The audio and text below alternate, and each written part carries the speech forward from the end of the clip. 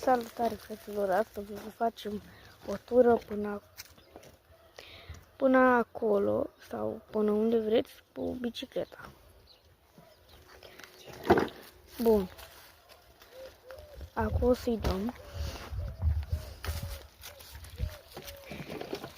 3, 2, 1. Stați un pic să întorc camera pe cealaltă mână, pentru că pe cealaltă mână pot să merg fără ea și îmi este mai ușor. Uitați cum merg.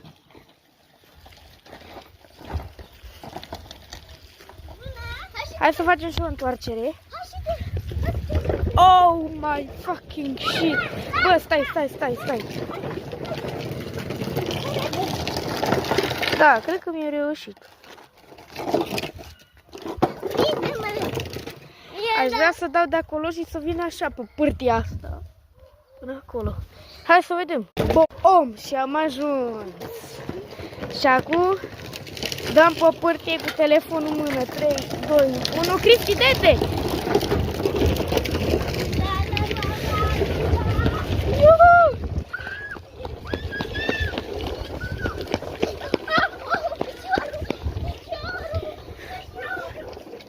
Și cam atât o